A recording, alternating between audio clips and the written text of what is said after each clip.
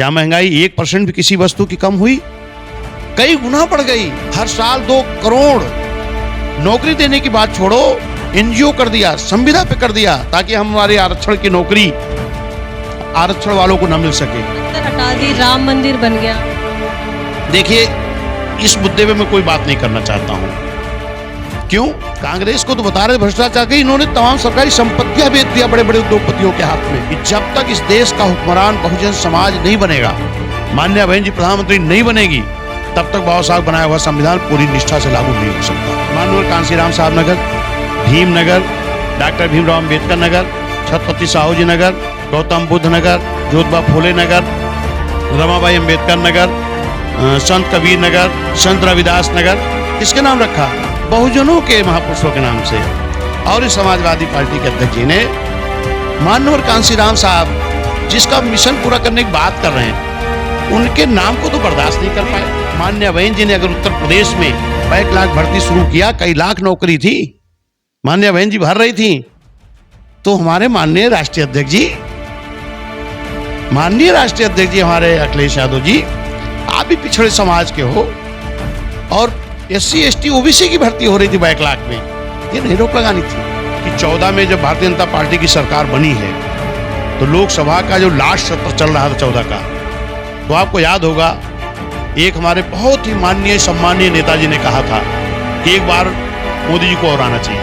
44 की नहीं बात कर लगे, 15-20% भी आ गया, 30 भी आ गया, तो हमारे साथ 26, 20, 46 और 30, 76, और श्रवण समाज हमारे साथ, गरीब श्रवण भी अगर 4% आ गया तो हम 80 पहुंचेंगे, और 50 भी वोट पड़ा तो 40% आएंगे। हमारे 40% आने के बाद में ये गठबंधन कोई काम नहीं करेगा। पीडीए बनाने से नहीं पीडीए समर्थक हो जाएगी समाजवादी पार्टी। ये पीडीए बनाने से पीडीए का समर्थन नहीं हो जाएगी। पीडीए बनाने के बाद एक चुनाव हुआ तो भी घोसी में पीडीए से नहीं कैंडिडेट दे सकते थे। ये नया पीडीए बनाया था आपने, पीडीए के बल पर जीतने की बात कर रहे थे तो पीडीए से लड़ा दिए होते। साथियों जय भीम, मैं हूं इंजीनियर स्नेहा और आप देख रहे हैं नेशनल चौपाल।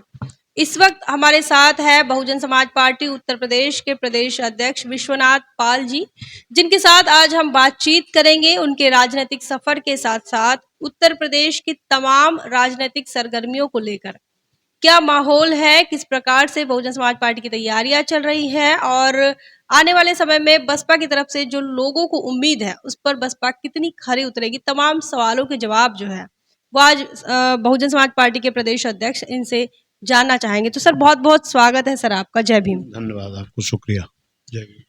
सर लगातार सबसे पहले तो हम यही जानना चाहेंगे, क्योंकि आपका जो राजनीतिक सफर है उसको लेकर, क्योंकि बसपा को कहा जाता है दलितों की पार्टी है, और लगातार यही देखा जाता है कि शेड्यूल कास्ट ही जो है बसपा का वोट बैंक है, लेकिन एक पिछड़े समाज से आकर आप बसपा के उत्तर प्रदेश के प्रदेश अध्यक्ष है, उत्तर प्रदेश के मुखिया है, कैसे जुड़ पाए आप बसपा से? देखिए, बहुजन समाज पार्टी सर्व समाज की पार्टी है।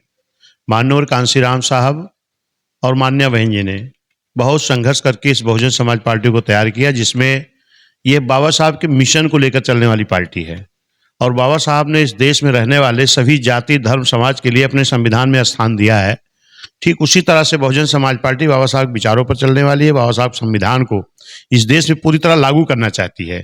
इसलिए बहुजन समाज पार्टी भी इस देश में रहने वाले किसी भी जाति धर्म समाज के लोगों को इग्नोर नहीं कर सकती है।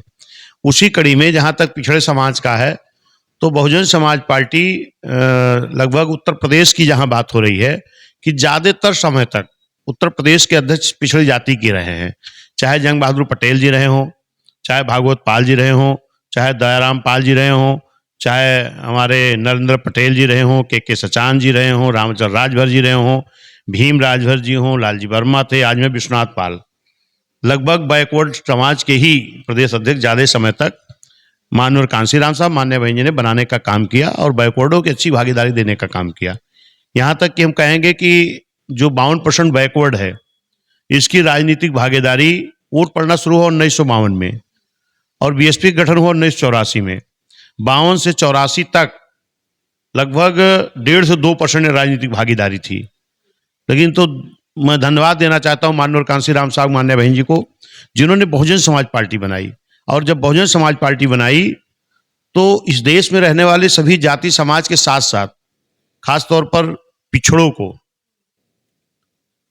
जो 1.5 से 2% भागीदारी मिलती थी, इनकी भागीदारी पूरी मिलने लगी। यानी बहुजन समाज पार्टी ने नारा दिया कि जिसकी जितनी संख्या भारी उसकी उतनी हिस्सेदारी।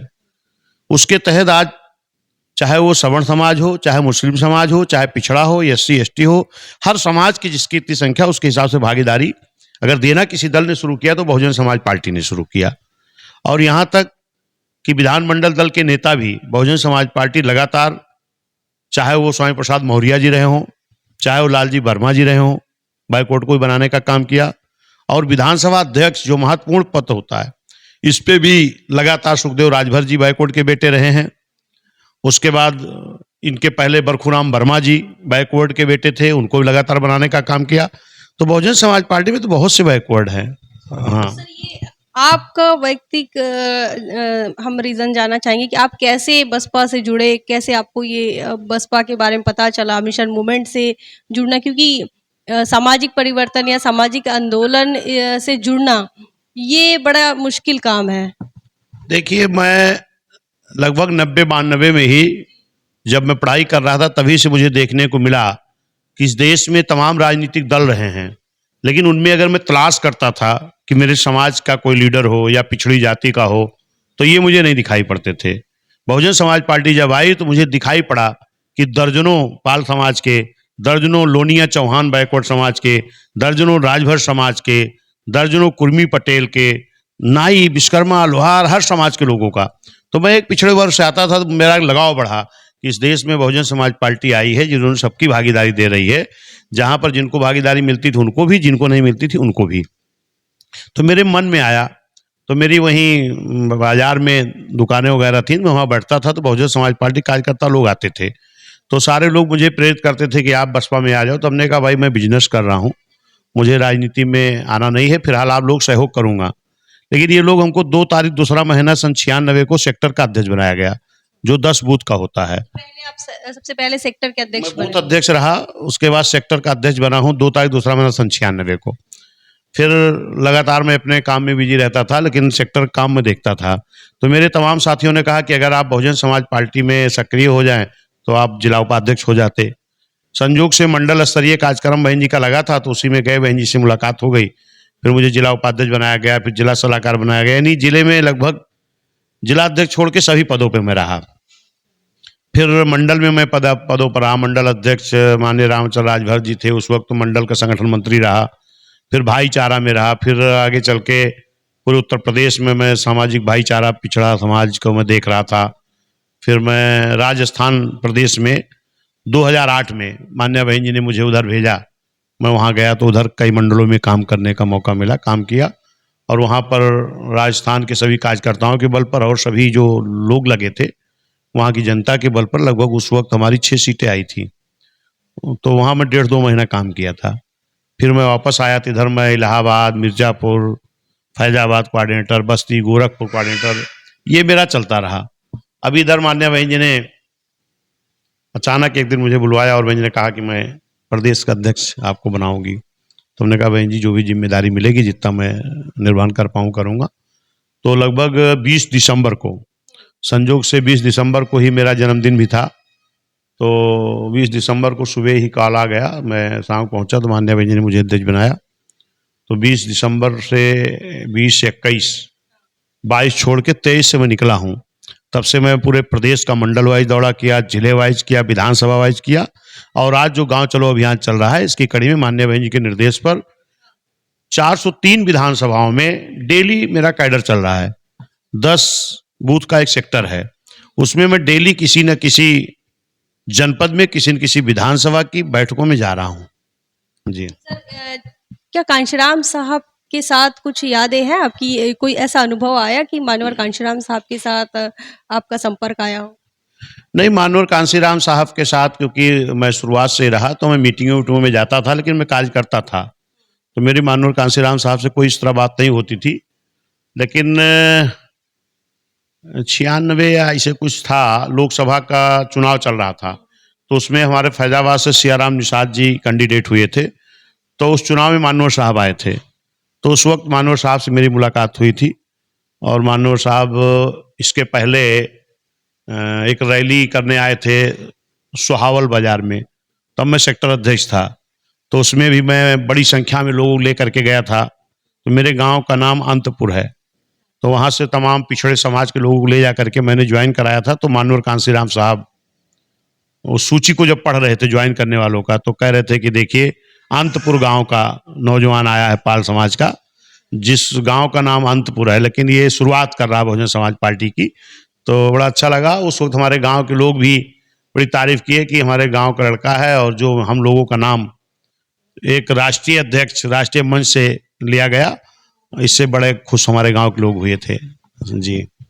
सर, अब ये उत्तर प्रदेश की राजनीति की अगर हम देखते हैं, तो पिछले बार जो 10 सांसद आज बसपा के पास है, इसका सारा का सारा जो क्रेडिट है वो समाजवादी पार्टी को दिया जा रहा है। लगातार मीडिया में भी यही खबरें चल रही कि बसपा का अपना कुछ नहीं है और जो 10 है वो सपा के हैं। क्या सोचते हैं आप इस पर? देखिए, ये समाजवादी पार्टी का कोई श्रेय नहीं है। ये बहुजन समाज पार्टी के अपने वोट बेस हैं, इनके हर समाज को जो जोड़ के रखा है, समाज के लोगों ने सहयोग किया। गठबंधन तो समाजवादी बीएसपी का रहा, लेकिन बीएसपी का जहां कैंडिडेट लड़ रहा था वहां सब समाज के लोगों ने सपोर्ट किया। लेकिन जहां सपा के कैंडिडेट लड़ रहे थे वहां सब समाज के लोगों ने सपा को नहीं पसंद किया। हमारा शेड्यूल कास्ट तो वोट दिया है, लेकिन और समाज के लोगों ने सपा को नहीं पसंद किया, और यहां तक कि सपा का यादव भी कट करके दूसरे दलों में चला गया था। और उसके पहले भी समाजवादी की 5 सीटें थी, तो उस वक्त 5 में ज्यादातर उनके परिवार के लोग जीते थे, चाहे वो मुलायम सिंह यादव रहे हों, अखिलेश यादव जी रहे हों, डिम्पल यादव जी रहे हों, धर्मेंद्र यादव जी रहे हों, इस तरह उनके परिवार के लोग ही जीते थे। लेकिन जब बहुजन समाज पार्टी से गठबंधन हुआ तो इसमें आज 5 सांसद हैं, तो हमें लगता है कि इसमें 3 मुस्लिम समाज के हैं, 3 मुस्लिम समाज के लोग जीते हैं बीएसपी के गठबंधन के बाद में, और इसके पहले वो परिवार के ही लोग रहते थे।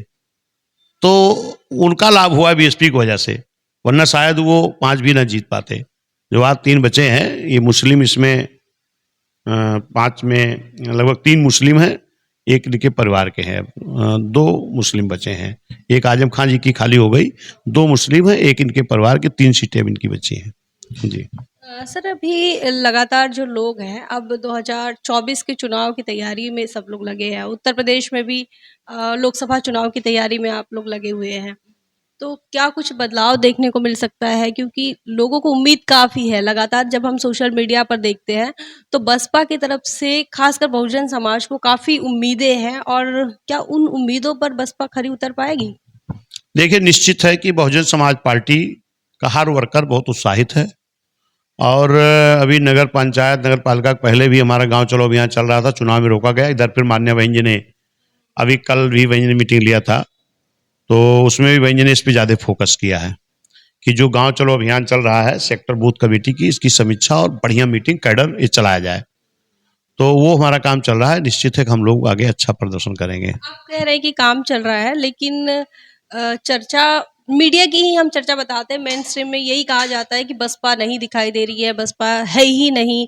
बसपा का क्योंकि वो किसी गठबंधन में भी शामिल नहीं है लोकसभा के इसमें, जैसे कि इंडिया गठबंधन में बसपा शामिल नहीं है, एनडीए के साथ नहीं है। देखिए, बहुजन समाज पार्टी तो 2007 में भी किसी दल के साथ गठबंधन नहीं किया था, और 2007 में बहुजन समाज पार्टी की हमारी इस देश के बड़े प्रदेश उत्तर प्रदेश सरकार बनी थी, वो भी जनता के गठबंधन के बल पर। बहुजन समाज पार्टी 2007 में भी किसी दल से गठबंधन नहीं किया था, जनता से गठबंधन किया था, जनता से एक भाईचारा पैदा किया था, और आज भी उसी 2007 के तर्ज पर पूरे बहुजन समाज पार्टी के वर्कर बूथ स्तर पर, विधानसभा स्तर पर, लोकसभा स्तर पर अपना गठबंधन बना रहे हैं। चाहे उसमें गरीब सवर्ण समाज के लोग हों, चाहे हमारे मुस्लिम समाज के लोग हों, पिछड़ा समाज हो, अति पिछड़ा समाज हो, एससी एसटी समाज हो, इनका एक गठबंधन गांव स्तर पर बहुजन समाज पार्टी का हर वर्कर बनाने में लगा है। और निश्चित है कि ये गठबंधन 2007 के तर्ज पर कामयाब होगा, और जब समाज का गठबंधन बहुजन समाज पार्टी के साथ खड़ा होगा तो दलों का गठबंधन अपने आप बेकार हो जाएगा। इन दलों का गठबंधन का कोई मतलब नहीं है। जैसे आज कांग्रेस और समाजवादी का गठबंधन तो हुआ है, लेकिन आपस में ये लड़ रहे हैं लोग, इनके यहाँ जो है खटापट चालू है। वैसे भी जो ये गठबंधन किए हैं, जैसे मान लो कि ममता दीदी का गठबंधन है, ममता दीदी का यूपी में क्या है कोई वोट बैंक? शिवसेना का कोई वोट बैंक है? केसीआर का कोई वोट बैंक है? शरद पवार का है? नीतीश और लालू जी का भी यहाँ कोई वोट बेस नहीं। बॉर्डर पे भले हो सकता है एक आध दो जिले में प्रवाह हो, तो ऐसे दलों का गठबंधन किया है इंडिया ने कि जिसका एक दूसरे का कहीं लाभ नहीं दे सकते। ना तो उन लोगों का यूपी में है, ना अखिलेश जी का यूपी के बाहर कहीं है। इंडिया का मानना ये है कि अखिलेश यादव सारा वोट बैंक लेकर आएंगे यूपी से। नहीं, यूपी में जिसका भी इन्होंने गठबंधन किया उनका कोई सहयोग इनको मिल रहा है? किसी भी दल का जिनका गठबंधन हुआ उस दल का कोई वोट नहीं है। कांग्रेस का भी कोई वोट बेस नहीं। कांग्रेस के साथ पहले जब थी तो इसके साथ ब्राह्मण समाज था, मुस्लिम समाज था और एससी समाज था बेस के रूप में। बाकी तो हर समाज हर दल में रहता है। आज शेड्यूल कास्ट एससी समाज हमारा पूरा का पूरा बीएसपी में आ गया है और ब्राह्मण समाज ज्यादा संख्या में बीजेपी में गया है। बाकी तो हर समाज हर जगह रहता है। मेरे साथ भी है, समण समाज मेरे साथ भी है, गरीब समण, लेकिन ज्यादा उधर गया। और मुस्लिम भी हर जगह बट के वोट देता है। तो उनके पास है क्या? और जितने दलों से गठबंधन उन्होंने किया है उन दलों के यहाँ कुछ है नहीं। ना तो माननीय अखिलेश जी को उनका उन दलों का लाभ होना है और ना माननीय अखिलेश जी उन लोगों को कोई लाभ दे पाएंगे। और उसी जगह पर बहुजन समाज पार्टी जो जनता का गठबंधन कर रही है, जिस गठबंधन के बल पर 2007 में पूर्ण बहुमत की सरकार बहुजन समाज पार्टी बना चुकी है, फिर उसी पर फोकस करके जनता का गठबंधन करने में बीएसपी लगी है। और निश्चित है कि जो हमारे जनता का गठबंधन मजबूती से बन जाएगा तो ये दलों का कोई मतलब नहीं होगा। एक तरफ गांव चलो अभियान है बहन जी की स्ट्रेटजी को अगर ध्यान में रखे तो, लेकिन दूसरी तरफ ओपिनियन पोल का कहना है कि बसपा को 0 मिलेगा। ओपिनियन पोल जो होती है, ये मैं उस पोल की बात नहीं करता हूं, मैं अपनी पोल बता रहा हूं जो मुझे जानकारी है। बाकी तो 2022 के चुनाव में बहुत बड़ा षड्यंत्र तो साजिश मेरे साथ हुई थी, जो हम एक विधायक पर आए हैं। जैसे हम 10 सांसद वाली पार्टी थे तो हमको डमी दिखाया जा रहा था, और एक पार्टी जिसके पास 5 सांसद थे उसको लड़ाई में दिखाया जा रहा था। ये कितनी बड़ी साजिश हो रही थी। हमारे पास बेस वोट, बेस खाली SC ST का, बाकी तो मेरे साथ सर्व समाज है, लेकिन SC ST खाली 26%, और मुझे डमी बताया जा रहा था। और उस समाजवादी को बीजेपी लड़ाई दिखाया जा रहा जिसका कोई बेस नहीं। हम इस देश की राष्ट्रीय पार्टी, हमको डमी दिखाया जा रहा, एक क्षेत्रीय पार्टी को लड़ाई दिखाया जा रहा था। तो ये बहुत बड़ी साजिश हो रही है। ऐसा क्यों हो रहा था कि इस देश की आम जनता भारतीय जनता पार्टी की महंगाई से परेशान थी, नौजवान रोजगार के लिए परेशान है, छात्र को अच्छी शिक्षा नहीं मिल रही, महंगी हो गई शिक्षा इसके लिए परेशान है, किसान को आय नहीं मिल रही परेशान है, व्यापारी परेशान है, छोटे छोटे व्यापारियों पर भी कर लगा दिया गया, GST लगा दी गई। परेशान तो पूरा देश था। लेकिन जो भारतीय जनता पार्टी के प्रचार तंत्र द्वारा प्रचार किया गया कि अगर भाजपा आ गई तो मुस्लिम समाज परेशान कर दिया जाएगा। परेशान तो पूरा देश की आम पब्लिक है भाजपा से, लेकिन ये बीजेपी के प्रचार तंत्र के द्वारा ये कहलाया गया कि अगर भाजपा आई तो मुस्लिम समाज परेशान किया जाएगा। और ऐसा इसलिए किया गया कि ताकि मुस्लिम समाज वहां वोट कर जाए जहां लड़ाई दिखाई जाए, और इधर जिसकी लड़ाई थी सही रूप में बीएसपी की, इसको नहीं दिखाया गया। एक साजिश षड्यंत्र के तहत लड़ाई दिखा दी गई समाजवादी को जो लड़ाई में नहीं थी। तो उधर 20% अगर मुस्लिम भाई गया भी, उनके पास मात्र 7-8%, तो 20-8 28% हुआ। 2-3% माहौल का आ गया, 31 पॉइंट कुछ पर समाजवादी खड़ी हो गई। लेकिन अगर बीएसपी को लड़ाई में दिखाया गया होता, हमारा मुस्लिम भाई जो आज मेरे साथ आ रहा है, उस वक्त तो बीजेपी के प्रचार तंत्र द्वारा लड़ाई में सपा को दिखा दिया गया, इसलिए ज्यादा संख्या में उधर चला गया था। आज हमारे साथ मुस्लिम भाई भी आ रहा है, और अगर बीएसपी को लड़ाई में दिखाया गया होता, षड्यंत्र साजिश नहीं हुई होती, तो हम SC ST 26% और 20% मुस्लिम भाई, हम 46 होते। और जो 52% बैकवर्ड है, जिसने देखा कि समाजवादी अगर आ गई तो पूरे बैकवर्ड हिस्सा अकेले एक परिवार को खिला देती है, तो वो जब देखा कि बीएसपी को डमी दिखाया जा रहा, समाजवादी को लड़ाई में फर्जी दिखाया जा रहा, तो अपने आप बीजेपी में चला गया, बिना मांगे बीजेपी चला गया। आज अगर हमारे साथ SC ST खड़ा हुआ और मुस्लिम भाई हमारा 20% है आ गया, तो निश्चित है कि हमारे साथ जो पिछड़ा है, हम 52% की नहीं बात कर रहा हूं, मेरे साथ आ जाएगा, 44 की नहीं बात कर रहा, 15-20-25% भी आ गया, 30 भी आ गया, तो हमारे साथ 26, 20, 46 और 30, 76 और श्रवण समाज हमारे साथ, गरीब श्रवण भी अगर 4% आ गया तो हम 80 पहुंचेंगे, और 50 भी वोट पड़ा तो 40% आएंगे। हमारे 40% आने के बाद में ये गठबंधन कोई काम नहीं करेगा। ये पीडीए जो फॉर्मूला बना अखिलेश यादव ने, उसके बाद माननीय कांशीराम साहब के स्टैचू का भी उद्घाटन कर लेते हैं, इससे कितना फर्क पड़ेगा बसपा पर? पीडीए बनाने से नहीं पीडीए समर्थक हो जाएगी समाजवादी पार्टी। ये पीडीए बनाने से पीडीए का समर्थन नहीं हो जाएगी। पीडीए बनाने के बाद एक चुनाव हुआ तो भी घोसी में, पीडीए से नहीं कैंडिडेट दे सकते थे। ये नया नया पीडीए बनाया था आपने, पीडीए के बल पर जीतने की बात कर रहे थे तो पीडीए से लड़ा दिए होते। और रही बात माननीय कांशीराम साहब की मूर्ति अनावरण करने का, तो आपको ध्यान होगा जिस दिन मूर्ति अनावरण हो रहा था उसके 15-20 दिन पहले ही माननीय कांशीराम साहब का जन्मदिन था। एक ट्वीट नहीं कर पाए समाजवादी के अध्यक्ष जी। और यहां तक कि जो मान्य बहन जी ने इस प्रदेश में विकास के लिए बड़े बड़े जनपदों को छोटा करके तमाम जनपद बनाने का काम बहन जी ने किया था, उन जनपदों का नाम बहन जी ने बहुजन में जन्मे महापुरुषों के नाम रखा। हम जनपद बनाया बहन जी ने तो नाम कौन रखेगा? बहन जी ने रखा। तो बहन जी नाम किसके नाम रखा? माननीय कांशीराम साहब नगर, भीमनगर, डॉक्टर भीमराव अंबेडकर नगर, छत्रपति साहू जी नगर, गौतम बुद्ध नगर, ज्योतिबा फूले नगर, रमाबाई अंबेडकर नगर, संत कबीर नगर, संत रविदास नगर। किसके नाम रखा? बहुजनों के महापुरुषों के नाम से। और इस समाजवादी पार्टी के अध्यक्ष जी ने माननीय कांशीराम साहब जिसका मिशन पूरा करने की बात कर रहे हैं, उनके नाम को तो बर्दाश्त नहीं कर पाए। जो एटा से अलग करके एक जनपद बनाया गया था, बहन जी ने उसका नाम रखा था माननीय कांशीराम साहब नगर। अगर जरा भी आपको लगाव होता तो माननीय कांशीराम साहब के नाम को बदल करके उनको अपमानित नहीं करते या उनके अनुयायियों को अपमानित नहीं करते। और यहां तक कि आप मुख्यमंत्री हैं, थे, बैकवर्ड समाज के हैं, अपने आप को डेली शूद्र समाज का आप कहते हो। तो बैकवर्ड समाज में जन्मे, आरक्षण के जनक छत्रपति साहू जी महाराज पिछड़े समाज में जन्मे, कुर्मी समाज में जन्मे, उनके नाम से बना हुआ जिले का नाम माननीय अखिलेश यादव जी को नहीं बदलना था। किसके कहने से बदले वो जाने। मेडिकल कॉलेज का नाम बहन जी रखी थी, लखनऊ मेडिकल कॉलेज का, उसका नाम बदल दिया इन्होंने, किंग जॉर्ज कर दिया। किंग जॉर्ज कौन है वो जाने, मैं नहीं जानता हूं। लेकिन छत्रपति साहू जी महाराज जो कुर्मी समाज में जन्मे, आरक्षण के जनक, पिछड़े समाज में जन्मे महापुरुष का नाम पिछड़े समाज के मुख्यमंत्री ने बदल दिया। कितनी दर्द की बात है ये। अम्बेडकर वाहिनी बनाया उन्होंने, अनुसूचित जाति सेल भी है समाजवादी पार्टी का। देखिए वो चाहे जो सेल बनाए, उससे कोई मतलब नहीं है। मैं ये कह रहा हूं कि अगर अपने आप को डेली आप शूद्र समाज का कह रहे हो, आपने कहा हम पिछड़े थे इसलिए हमारी कुर्सी धुलाई गई, आपने कहा हम शूद्र समाज के हैं, तो मैं शूद्र समाज तो नहीं कहता हूं क्योंकि बाबा साहब ने संविधान में SC ST OBC लिखा है। लेकिन अगर वो कह रहे हैं तो मैं उन्हीं की भाषा में कह रहा हूं कि अगर आप शूद्र समाज कह रहे हो तो शूद्र समाज में जन्मे महापुरुषों को अगर BSP ने सम्मान दिया, मान्य बहन जी ने सम्मान दिया, तो उनको अपमान करने का अधिकार किसने दिया आपको?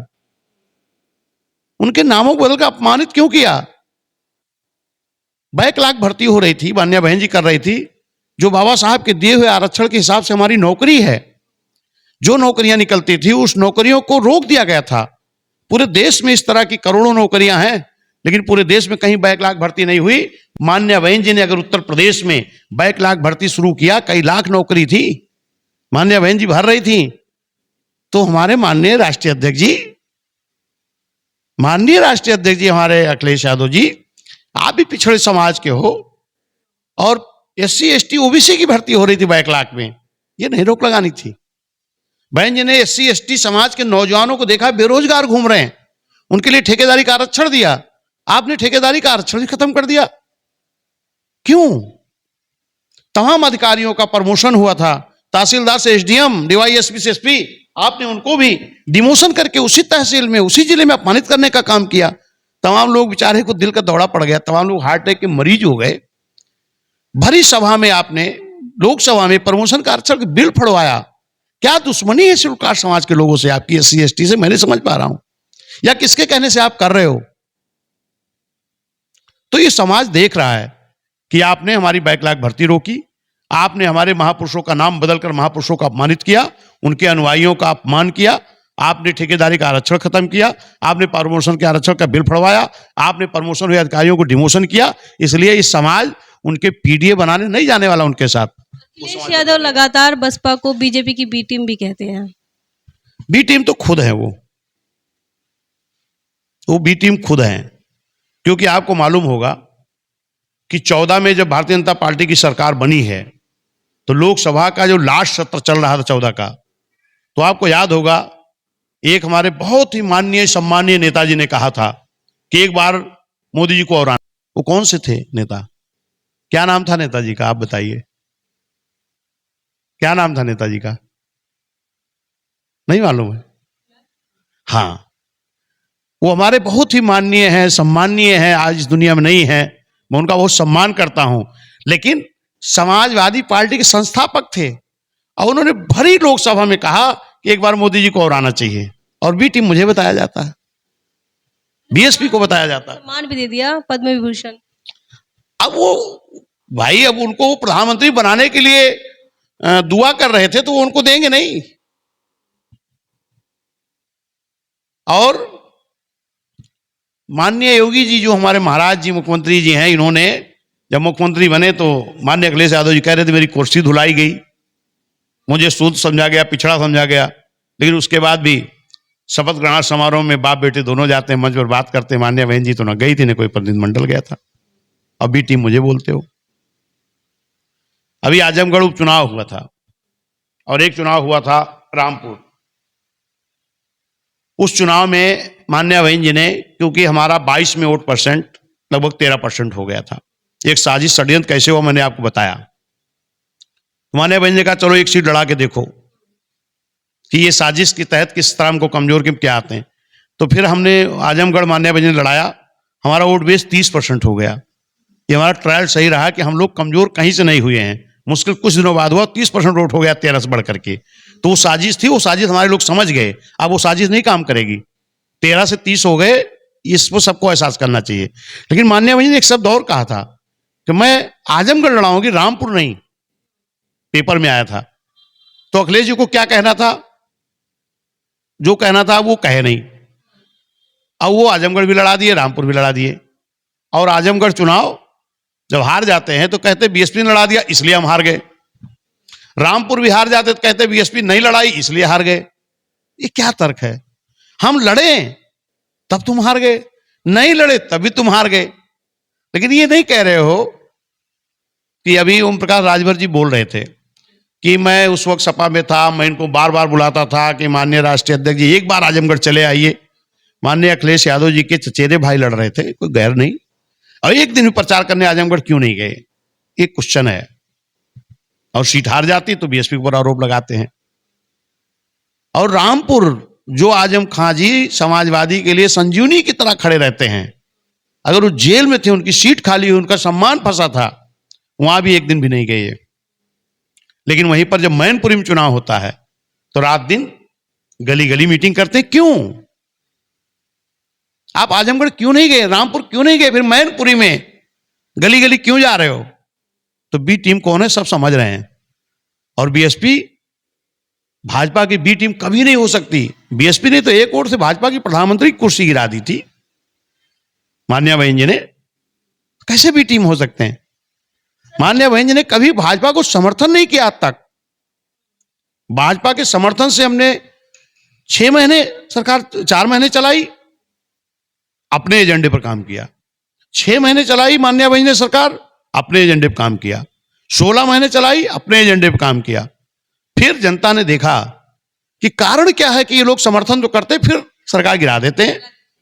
क्यों गिरा देते हैं? तो लोगों ने समझा कि मान्या बहन जी सर्व समाज के गरीबों के लिए काम करना चाहती हैं और इसीलिए ये जो समर्थन देने वाले लोग गिरा देते हैं। तो जनता ने पूर्ण बहुमत से, एक जनता का गठबंधन बना करके जनता ने पूर्ण बहुमत से मान्या बहन जी को साथ में सरकार बना दी, बिना किसी गठबंधन के।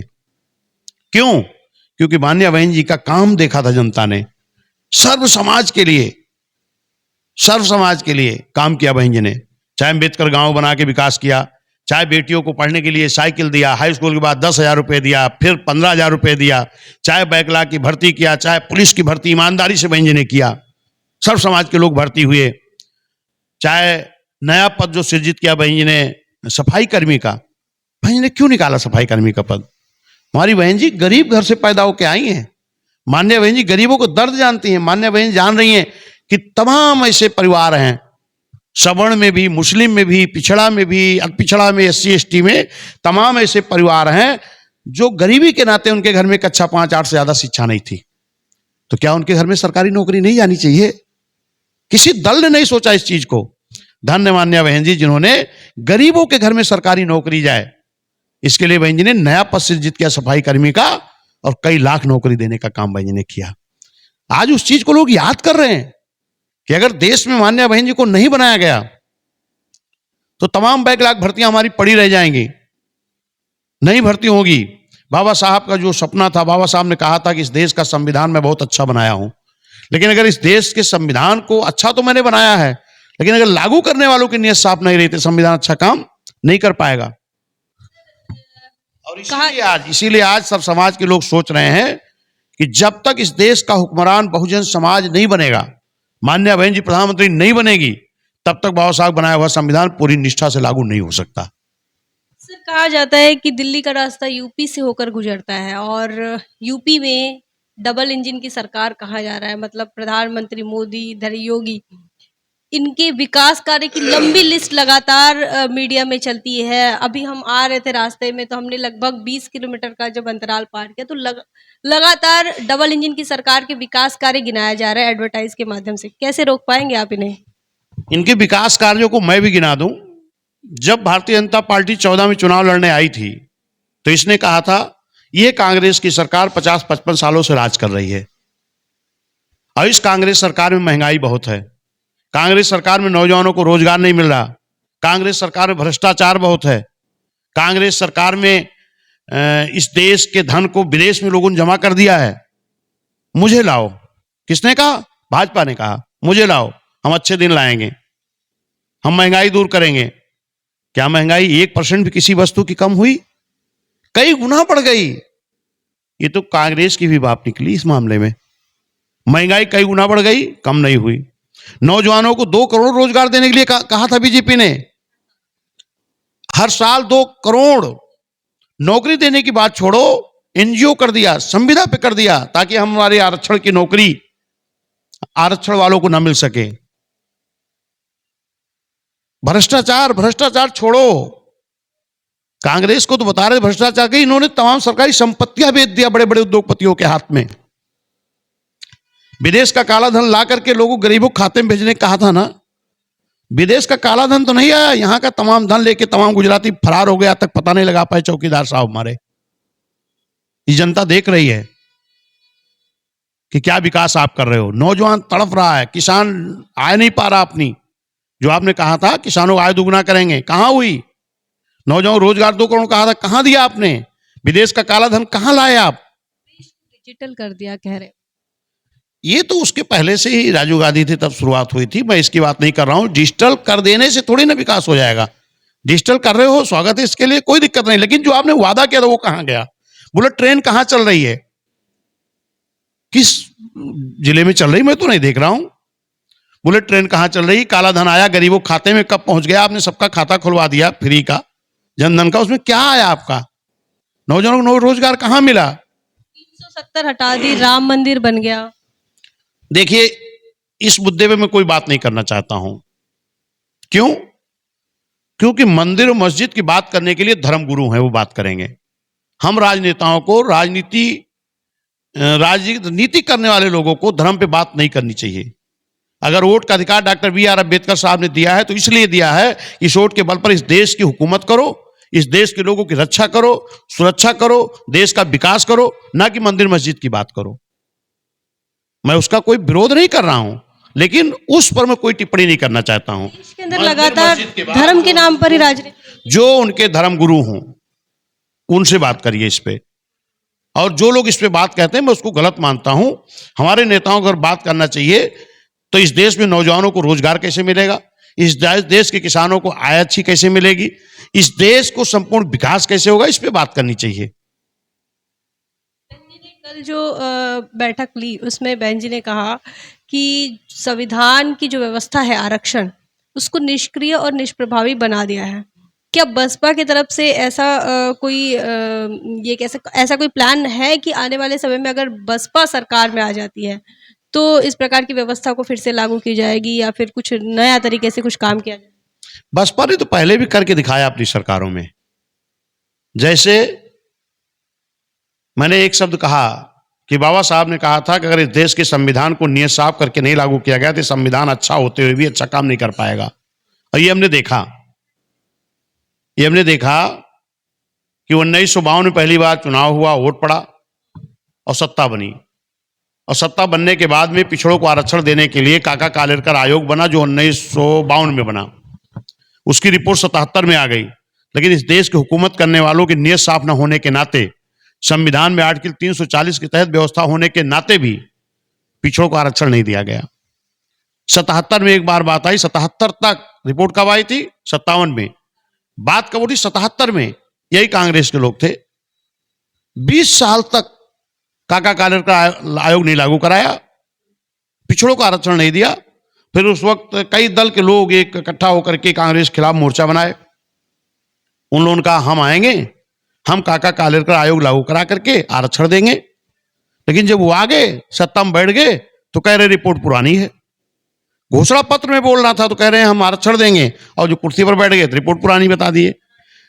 फिर नई कमेटी बनाई गई जिसका नाम मंडल कमीशन रखा गया। फिर मंडल कमीशन का भी 77 से शुरू हुआ, लगभग 80 तक इसकी रिपोर्ट आ गई, फिर नहीं लागू हुआ। संविधान में तो व्यवस्था थी ना आर्टिकल 340 के तहत, तो क्यों नहीं लागू किया जा रहा था? इस देश को हुकूमत करने वाले क्या कर रहे थे? लेकिन माननीय कांशीराम साहब लगातार लड़ाई लड़ रहे थे पिछड़ों का आरक्षण की। और आरक्षण को कब लागू हुआ? 90 में। और पहली बार 89 में हमारे 3 सांसद जीत करके आए। बिजनौर से हमारी मान्या बहन जी, पंजाब से हरभजन सिंह लाखा जी, और आजमगढ़ से रामकृष्ण यादव जी। जब तीनों सांसद जीत करके आए, माननीय कांशीराम साहब ने मान्या बहन जी से कहा कि अब पार्लियामेंट नहीं चलनी चाहिए, आप लोग वहां संघर्ष करोगे कि मंडल कमीशन लागू करो, पिछड़ों को आरक्षण दो। और इधर माननीय कांशीराम साहब वोट क्लब बोर्ड पर रैली शुरू किए।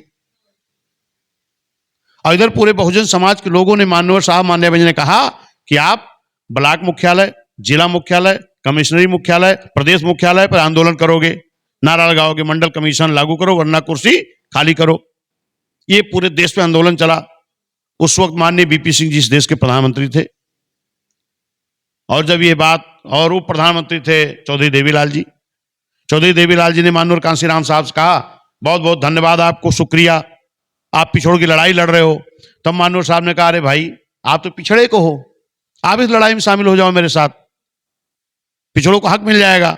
बड़ा समझाने के बाद तब चौधरी देवीलाल जी ने माननीय साहब से कहा कि मैं चल के भी दिल्ली एक प्रेस कॉन्फ्रेंस करूंगा।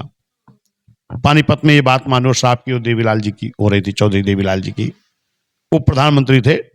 जब ये बीपी सिंह जी को पता लगा तो बीपी सिंह जी ने कहा, माननीय साहब से बात किया कि मैं आपको जो मांग होगी पूरी करेंगे। लेकिन जब ये बीजेपी के लोग उस वक्त बीपी सिंह सरकार को समर्थन किए थे, और जब बीजेपी के लोगों को मालूम हुआ कि बीएसपी के दबाव में, माननीय साहब के दबाव में, बहन जी के दबाव में माननीय प्रधानमंत्री बीपी सिंह जी पिछड़ों का आरक्षण देने जा रहे हैं, तभी भाजपा के लोगों ने कहा कि माननीय प्रधानमंत्री बीपी सिंह जी अगर आप पिछड़ों को आरक्षण दोगे तो मैं आपकी सरकार से समर्थन वापस ले लेंगे। आज यही पिछड़ा उस बीजेपी को कंधे पर बैठा के घुमा रहा है, जिस बीजेपी ने 37-38 साल रिपोर्ट आने के बाद भी मंडल कमीशन नहीं लागू होने दे रही थी, आरक्षण नहीं देने दे रही थी, उस बीजेपी को अपना मान बैठा है, ना समझी में, नादानी में। और ये भाजपा के लोगों ने बीपी सिंह सरकार गिराने का धमकी दे डाली।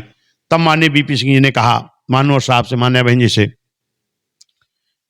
कि मंडल कमीशन की बात छोड़ दो, केंद्र की बड़ी सी बड़ी कुर्सी, बहन जी आप केंद्र में बड़े से बड़े पद पर कैबिनेट मंत्री बन जाओ केंद्र में, और आपके दोनों सांसदों को भी एडजस्ट कर दिया जाएगा।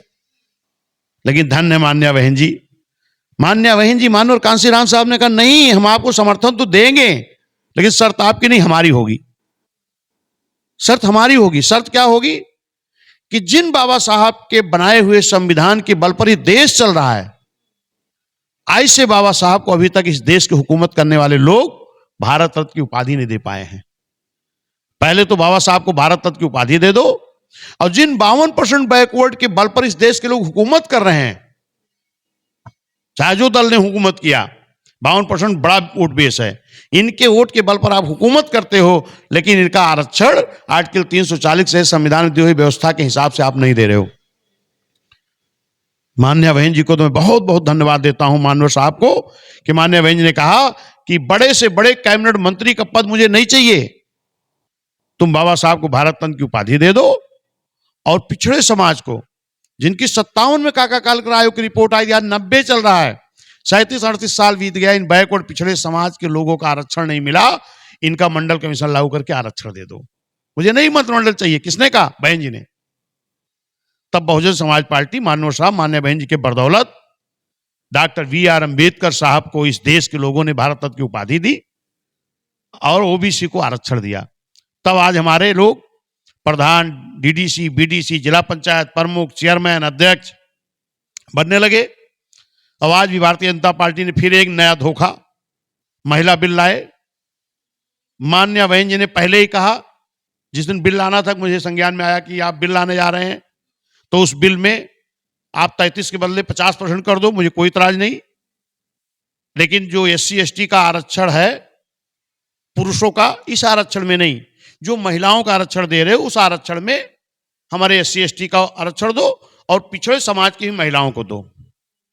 लेकिन भारतीय जनता पार्टी ने फिर पिछड़ों के साथ धोखा किया, पिछड़ों का कोई आरक्षण नहीं दिया, और SC ST का भी दिया तो हमारे पुरुषों में दिया है कि उतनी सीटें हमारी पुरुषों की कम हो जाएंगी, और वो भी पूरा इनको 10 साल सरकार चलाते हो गया, अभी तक इनको बिल याद नहीं आया। आज जब चुनाव आया तो बिल याद आया है। चुनावी मुद्दा हो सकता है, ये बिल्कुल चुनावी मुद्दा है, और इनमें इतनी अभी अड़चने हैं कि ये अभी चुनाव नहीं करा पाएंगे, तो क्या जरूरी थी चुनाव पहले तुम्हें जल्दी से बिल लाने के लिए, सत्र बुला करके? भाई, क्या ये जो 24 में चुनाव होगा इसमें आप कर पाओगे? अरे इसमें तमाम प्रक्रिया हैं, इसका फिर से जातीय आंकड़ा लाना पड़ेगा, फिर सर्वे होना है, फिर से सीटों का परसीमन होगा, कहां इतनी जल्दी कर पाएंगे? तो हमारी बहनों के साथ, बेटियों के साथ, महिलाओं के साथ एक नया धोखा है, जहां SC ST OB के साथ, OBC की महिलाओं के साथ धोखा है, सर्व समाज की महिलाओं के साथ धोखा है, कि आप इतनी जल्दबाजी में सत्र बुला करके बिल तो ले आए, महिला बिल, लेकिन इस चुनाव में लड़ाओगे क्या? प्रक्रिया पूरी कर पाओगे क्या? तो ये तो धोखा हुआ। अंतिम सवाल है, 9 अक्टूबर को मानवर कांशीराम साहब, इनका स्मृति दिवस आ रहा है, बहुजन समाज पार्टी के संस्थापक, तो बसपा की तरफ से क्या कोई बड़ा कार्यक्रम दिया गया है? देखिए, मानवर कांशीराम साहब जी का परिनिर्वाण दिवस प्रतिवर्ष हम लोग मनाते हैं, और उसी तरह इस वक्त भी हम लोग मनाने का काम करेंगे, जिसमें लखनऊ जो प्रेरणा केंद्र है, वो मानवर कांशीराम साहब का स्मारक स्थल है, उस स्मारक स्थल में इधर हमारे लगभग 3 मंडल, कानपुर मंडल के, लखनऊ मंडल और अयोध्या मंडल के लोग, ये 3 मंडल के लोग मानवर कांशीराम साहब स्मारक स्थल आएंगे, हम लोग वहां पर पुष्प अर्पित करेंगे, वो मानवर कांशीराम साहब परिनिर्वाण दिवस मनाएंगे, और उधर आगरा, अलीगढ़ मिला करके उधर लगभग 4-5 मंडल के लोग, नोएडा में जो बना है मानवर साहब का पार्क, प्रेरणा स्थल, वहां पर जाकर के लोग अर्पित करेंगे, और बाकी वो 5 मंडल और 3 मंडल छोड़ करके बाकी हर मंडल मुख्यालय पर एक बड़े स्तर पर हमारे लोग मंडल स्तर पर मानवर कांशीराम साहब का परिनिर्वाण दिवस मनाएंगे।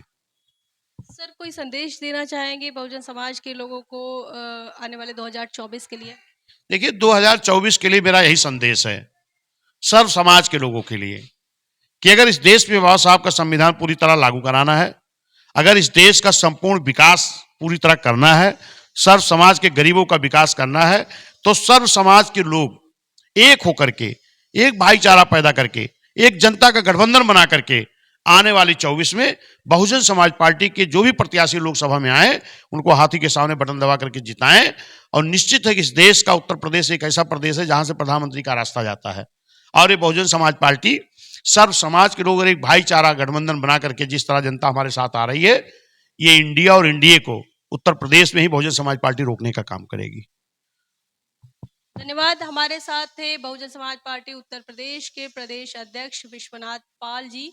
लगातार हमने जिन सवालों के जवाब इनसे मांगने की कोशिश की, उन्होंने मुखर होकर तमाम जवाब दिए हैं और साथ ही जिस प्रकार से बहुजन समाज पार्टी की राजनीति चल रही है, जो रणनीति चल रही है, उन तमाम चीज़ों को लेकर बातचीत करने की हमने कोशिश की है।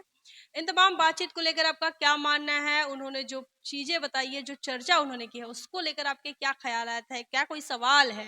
कमेंट सेक्शन में ज़रूर लिखें। बने रहे नेशनल चौपाल पर। तब तक के लिए जय भीम, जय भारत। बहुजन विचारधारा को घर घर तक पहुंचाने के लिए हमारे YouTube चैनल को सब्सक्राइब करें, लाइक करें, कमेंट करें, शेयर करें और बेल आइकन की घंटी दबाना ना भूलें।